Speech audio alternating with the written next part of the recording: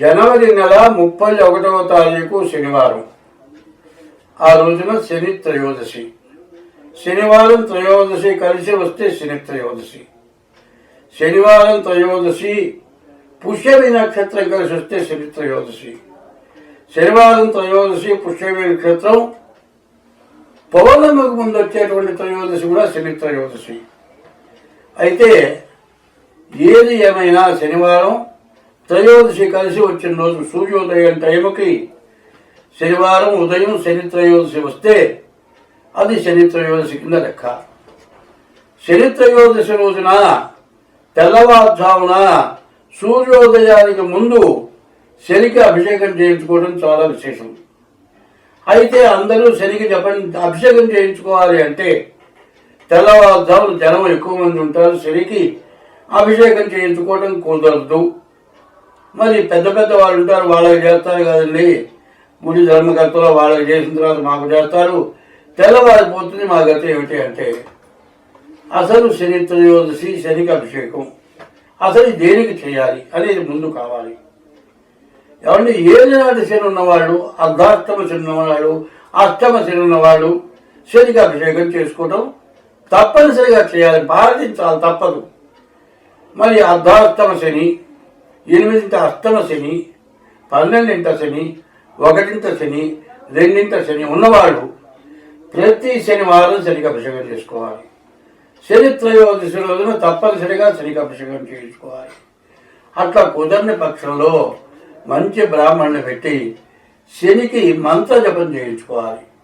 తెల్లవారుజామున బ్రహ్మ ముహూర్తం అంటారు, 3 దాటిన తర్వాత 5 లోపల శని మంత్ర జపం బ్రాహ్మణుడు ఎంత డబ్బులు అడిగినా సరే 19,000 శన జపం చేయించుకోండి, చాలా మంచిది.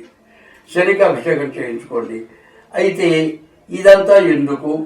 ప్రతివాడు చేసుకోవాల్సిందే అని చెబుతున్నారు కదా, ఎందుకు అనేది మీరు ఆలోచించండి.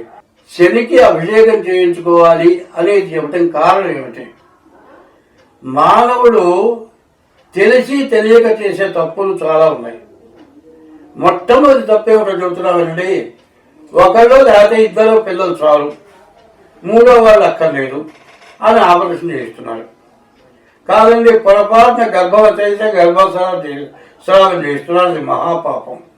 ఇట్లా రకరకాలైన పాపాలు మానవుల్లో జరుగుతున్నాయి. ఈ పాపం నివృత్తి కావటానికి శని. ఈ శనవులు సూర్యపుత్రో యమశ్చ సహా. మరి సూర్యపుత్రుడు శనిట. శని యమధర్మరాజు పుత్రుడు కూడా అంటాడు. శని ధర్మాన్ని తప్పనటువంటి వాడు, నీవు చేసిన పాపాలకి నీకు శిక్ష వేసేవాడు. అట్లా అయినప్పుడు నీకు ఏమి చదువు రాకపోతే కనీసం అక్షరాలు దానివాడు నవగ్రహాల గుడి బయటైనా సరే 9 ప్రదక్షిణాలు చేయండి.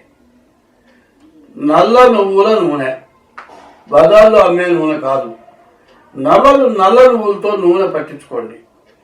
నల్ల నువ్వుల నూనె, నల్ల నువ్వులు, నల్ల గుడ్డ శని మీద వేసి దీపారాధన చేసి కొబ్బరికాయ కొట్టి దండం పెట్టండి. మీకు డబ్బులు లేకపోతే శక్తి ఉంటే శనికి అభిషేకం చేయించుకోండి. ఇంకా శక్తి ఉంటే 19,000 శనికి జపం చేయించుకోండి. నల్ల నువ్వులు దానం ఇవ్వండి, నల్ల వస్త్రం దానం ఇవ్వండి, నల్లటి గొడుగు దానం ఇవ్వండి. నల్లగుడ్డ దానం ఇవ్వమంటే వాడు ఎక్కడో పారేస్తాడు. నల్లటి గొడుగు దానం ఇచ్చామనుకో ఎండకో వానకో ఖచ్చితంగా గొడుగు వాడుకుంటాడు. అదే చాలా అవసరమైంది. ఎప్పుడు కూడా శని దోషం పోవాలంటే చాలా ఉన్నాయి. ఎండాకాలం చెప్పులు దానం చేయాలి, చలికాలం దుప్పటి దానం చేయాలి, మరి వర్షాకాలం గొడుగు దానం చేయాలి. ఇట్లాంటి దానాలు ఈ దోషాలు పోవడానికి ఉపయోగపడతాయి. తెలియని పాపాలు చేయడానికి అవకాశం ఉంది. నవగ్రహాలకు సంబంధించిన శ్లోకాలు ప్రతి చోట బోర్డు పెట్టి రాసి పెడుతున్నారు, ప్రతి శివాలయంలో ఉంటాయి. బోర్డు చూచైనా చదువుకోండి. ఈ నవగ్రహ శ్లోకాలు ఎవరైతే ప్రతిరోజు పారాయణ చేస్తారో వాళ్ళకి ఏ కష్టం రాదు. శని ఏడునాడు శని ఉన్న వాళ్ళు ఎవరైనా సరే శనికి ప్రతిరోజు ప్రదక్షిణ చేసి దండం పెడితే వాళ్ళకి శని దోషం ఉండదు. నవగ్రహాల చుట్టూ ప్రదక్షిణ చేస్తే నవగ్రహ దోషాలు ఉండవు. నవగ్రహాల గుళ్ళోకి వెళ్ళిన తర్వాత బయటికి వచ్చి కాళ్ళు కడుక్కుంటే మీకున్న దోషానికి 100 రెట్లు దోషం పెంచుకున్నవాడు అవుతారు. ఏమిటయా ఆ పని అంటే, మంచి చదువుకున్న వాడిని, విద్యావంతుడిని దవడ బయలేటట్టు కొట్టి కాళ్ళు పట్టుకుంటే, దవడ బయలు కొట్టిన పాపం పోతుందా కాళ్ళు పట్టుకుంటే? పోదు. అట్లాగే దేవుడికి ప్రదక్షిణ చేసి బయటకు వచ్చి కాళ్ళు కడుక్కుంటే మంచివాడి దవడ బగలగొట్టి కాళ్ళు పట్టుకున్న దోషం ఏర్పడుతుంది. కాబట్టి ఈ శని త్రయోదశి రోజున ప్రతివాడు కూడా శనికి పూజ, శనికి అభిషేకం, శనికి 19,000 మంత్ర జపం, నల్ల నువ్వులు దానం ఇట్లా చేయటం చాలా విశేషం. అదే కాదు, మరి వీటితో మారువాడి చాలామంది ఉన్నారు. జైపూర్ వాళ్ళు నువ్వులతో ఉండలు తయారు చేసి పంచి పెడతారు, బెల్లము నువ్వుల ఉండ. అదే ఆడపిల్ల మెచ్యూర్ అయితే నువ్వుల ఉండలు పంచుతారు. ఇవన్నీ కూడా మనకున్నటువంటి రుగ్మతలు, ఉన్న వ్యాధులు మొత్తం పోతాయి. కాబట్టి నువ్వుల్ని తినే ఆహారంలో కూడా వాడుకుంటే శని దోషం పోతుంది. నువ్వుల నూనె వాడితే నీకు ఆరోగ్యం బాగుపడుతుంది. నువ్వుల నూనె ఒంటికి మర్దన చేసుకొని తలంటే స్నానం చేస్తే నీకున్న వ్యాధులు పోతాయి. కాబట్టి శని అన్ని విధాలా మీకు ఉపయోగపడేవాడు, అది గుర్తు పెట్టుకోండి. నువ్వుల నూనె ఇంట్లో తెచ్చి పెట్టుకోవటం ఏదో తప్పని, నువ్వుల నూనె సీసా పారేయాలని, ఇట్లాంటి గుళ్ళో పోతే కాళ్ళు కడుక్కోవాలని పనికిరాని పనులు, పనికిరాని మాటలు తెలియని వాళ్ళంతా వేదాంతులు అని చెప్పటం. వేదాంతం అనే అర్థం ఏంటంటే, వేదం నేను పూర్తిగా తెలిసినవాడు వేదాంతి, ఏమీ తెలియనివాడు వేదాంతులు అవుతున్నారు.